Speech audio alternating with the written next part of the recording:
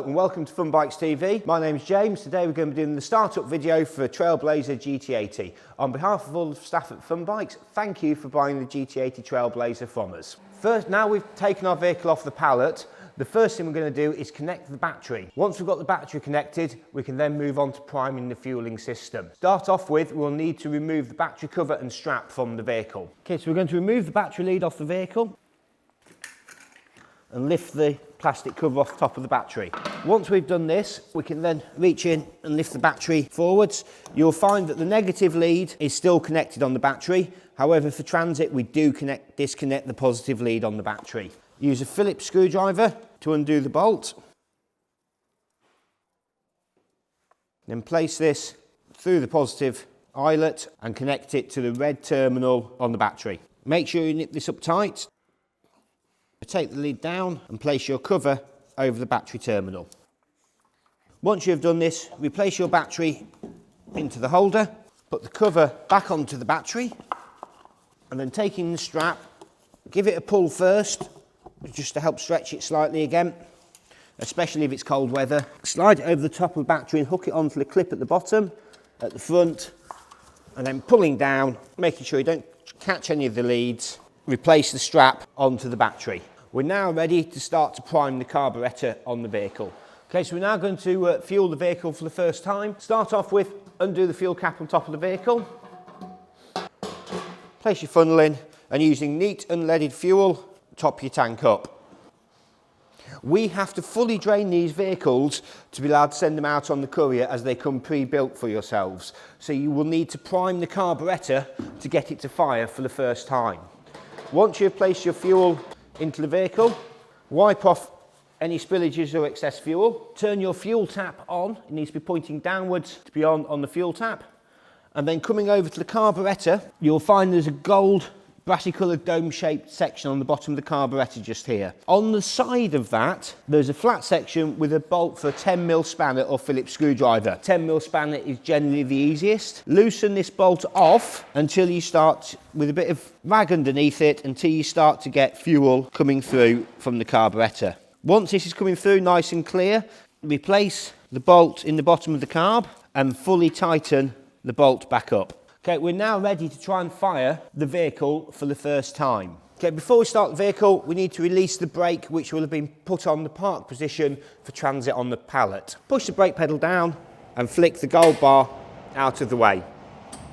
We're now ready to try and start the vehicle for the first time. Remove the keys, which will be cable tied to the steering wheel, and insert them into the ignition. You have your choke lever just here, your stop button just here, your horn, and your lights. To start the vehicle, make sure you've got your foot on the brake for safety, and then fully pull the choke out on the vehicle. And just like a car ignition barrel, the first position is on, and then to start it, you turn it the extra position. You will need to give it a small amount of throttle when trying to start the vehicle.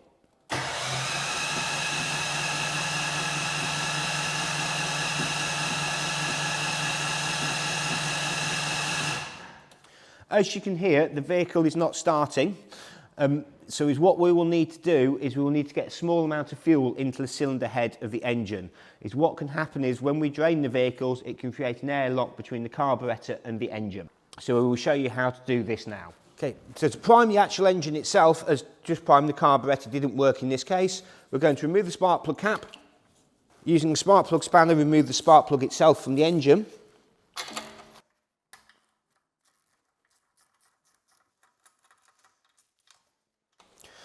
Whenever you move a spark plug, always pop it back into the cap.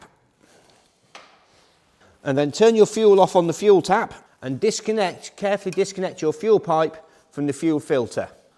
Bring your pipe round to the cylinder head and add in a very small quantity of fuel into the cylinder head.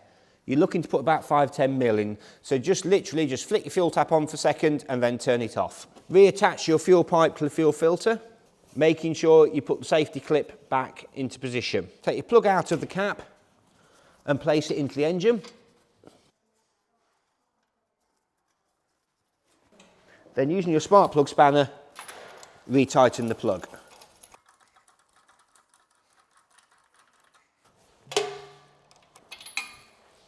And replace the cap onto the vehicle.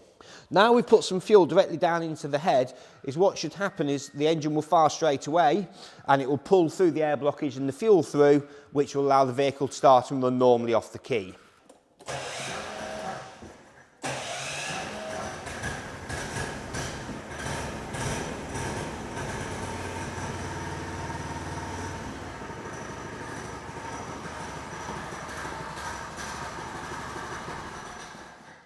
Now that we've started our GT80 Trail Blazer for the first time, we're now ready to fit the front nose to the vehicle.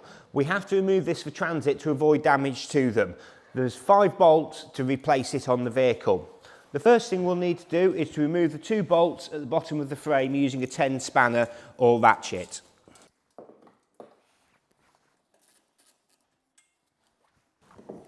These will be the last bolts to replace onto the vehicle, so put these somewhere safe so that you don't lose them. We're now ready to fit the nose onto the GT80 Trail Blazer.